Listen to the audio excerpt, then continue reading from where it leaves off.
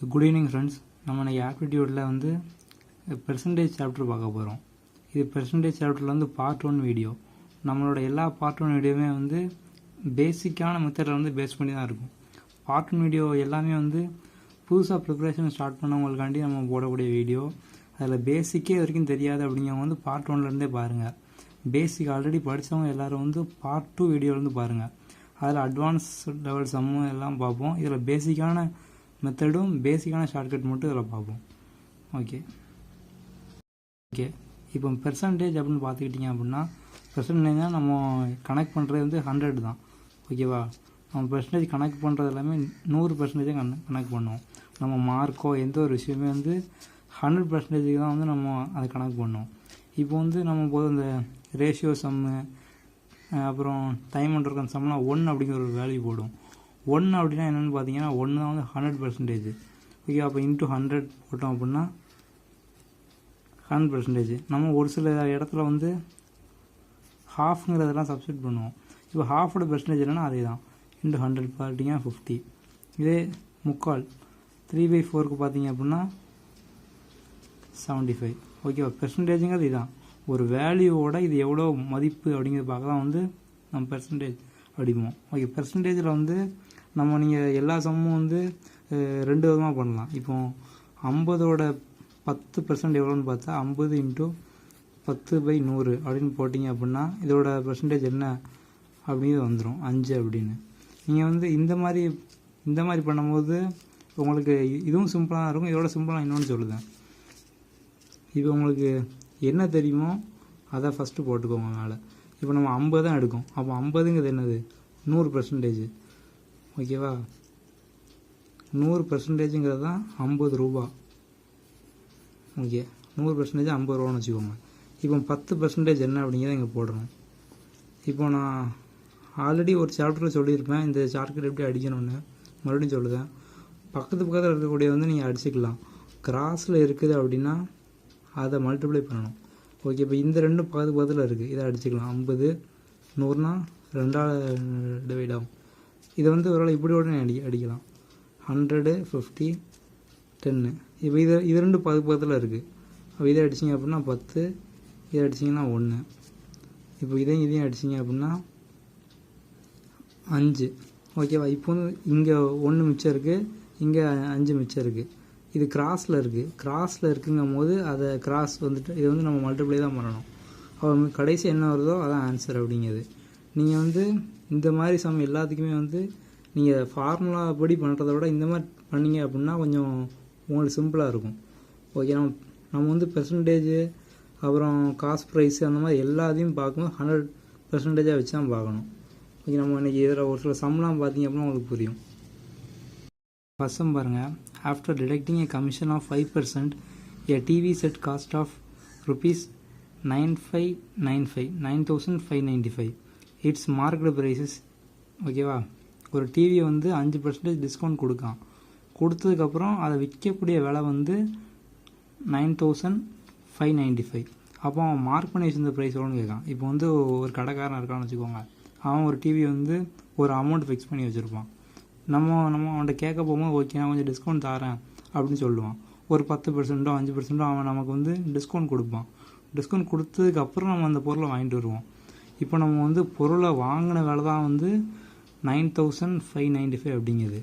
அப்போ வந்து அவன் முதல்ல ஃபிக்ஸ் பண்ணி வச்ச ரேட் என்ன அப்படின்னு கேட்டிருக்கான். ஓகேவா? அப்போ வந்து பாருங்கள், அவன் என்றைக்குமே முதல்ல ஃபிக்ஸ் பண்ணி வச்ச ரேட் வந்து 100 இருக்கும். அப்படி தானே அவன் ஃபிக்ஸ் பண்ணி வைக்கிறது 100% ஃபிக்ஸ் பண்ணி வச்சுருப்பான். நம்ம இப்போ ஒரு டிஸ்கவுண்ட் கேட்டிருக்கோம். அவன் வந்து 5% நமக்கு வந்து கம்மி பண்ணியிருக்கான். ஓகேவா? 5% கம்மி பண்ணியிருக்கான். நம்ம வந்து இப்போ இந்த அமௌண்ட்டை எவ்வளோக்கு வாங்கியிருக்கோம்? 95% தான் இதை வாங்கியிருக்கோம். இப்போ பாருங்கள், அப்போ இந்த வேல்யூ அப்படிங்கிறது 95% தான் இந்த வேல்யூ. அவன் கேட்டது மார்க் ப்ரைஸ் என்னன்னு கேட்டிருக்கான். மார்க் ப்ரைஸ் அப்படிங்கிறது ஃபஸ்ட்டு அவன் மார்க் பண்ணி வச்ச ப்ரைஸ் 100.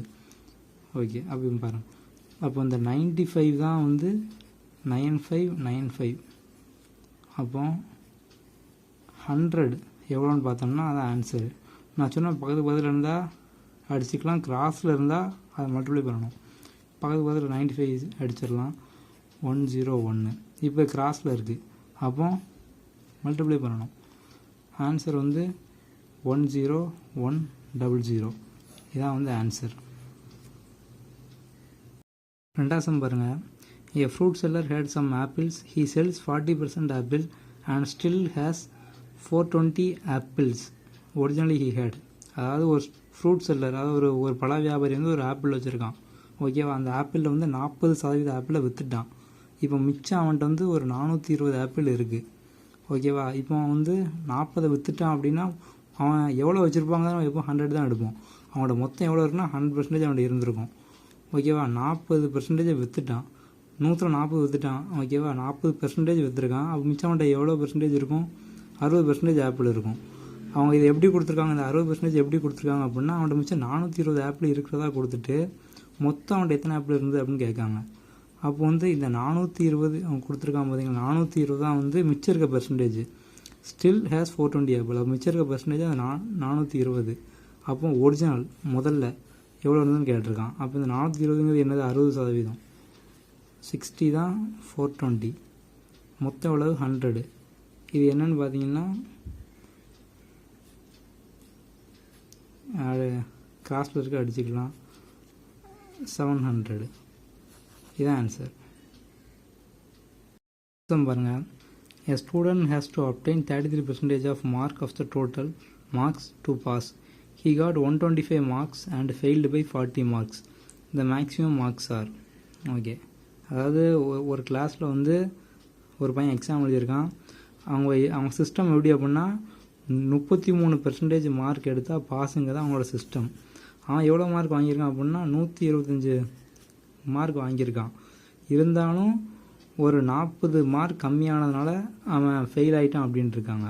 ஓகேவா, இப்போ என்ன கேட்டிருக்காங்க அப்படின்னா மேக்ஸிமம் மார்க்கு. மேக்ஸிமம் மார்க்னாலே வந்து 100% தான். ஓகேவா, நம்மளோட மார்க் எவ்வளோ இருந்தாலும் இப்போ நம்ம +2ல் 200 எழுதியிருப்போம், 10th 100 எழுதியிருப்போம். ஆனால் பெர்சன்டேஜ்னு பார்க்கும்போது நம்ம அதை 100க்கு தான் எடுப்போம். அப்போ வந்து இப்போ என்ன கேட்டிருக்காங்க அப்படின்னா மேக்ஸிமம் மார்க்ஸ் கேட்டிருக்காங்க. 100% எவ்வளோன்னு கேட்டிருக்காங்க. முதல்ல கொடுத்துருக்காங்க பாருங்கள், 33% எடுத்தால் பாஸ்ன்னு கொடுத்துருக்காங்க. அவன் 125 மார்க் எடுத்தும் 40 மார்க்கால் அவன் ஃபெயில் ஆகிட்டான். அப்போ இந்த 40 மார்க்கும் எடுத்துருந்தான் அப்படின்னா அவன் இதில் பாஸ் பண்ணியிருப்பான், அப்படி தானே? அவன் ரெண்டையும் கூட்டினான்னா 165. 165 மார்க் எடுத்திருந்தான்னா அவன் பாஸ் ஆகிருப்பான். அவன் பாஸ் ஆகிருப்பான் அப்படின்னா அவன் மினிமம் மார்க் எடுத்து பாஸ் ஆகிருக்கு தான் இங்கே கொடுத்துருப்பாங்க.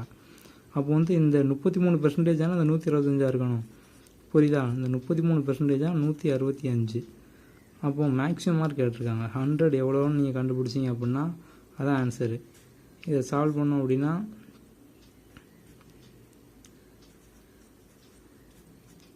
5 கிராஸில் இருக்குது. அப்போ 500.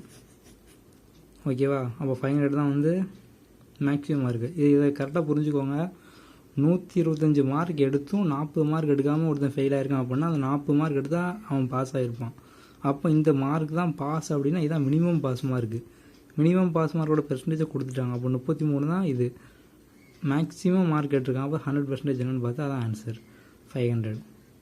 நீங்கள் இப்போ அதாவது பேசிக் தெரியாதவங்க வந்து ஒரு சம் பார்த்தீங்க அப்படின்னா அதோட விட்டுறாதீங்க. நெட்லேயோ இல்லை ஏதாவது புக்கில் இப்போ ஏகப்பட்ட ஆப் இருக்குது. அந்த ஆப்லலாம் பார்த்தீங்கன்னா இதே மாடலாக வரிசையாக 10 சம் கொடுத்துருப்பாங்க. அப்போ இதே மெத்தடோட சம்லாம் பண்ணி பார்த்தீங்க அப்படின்னா நீங்கள் ஸ்ட்ராங் ஆகிடலாம். 4th சம் வந்து 3ஆம் சமத்து அதே மாடல் தான். அதனால் நம்ம 5ஆம் சம் பார்ப்போம்.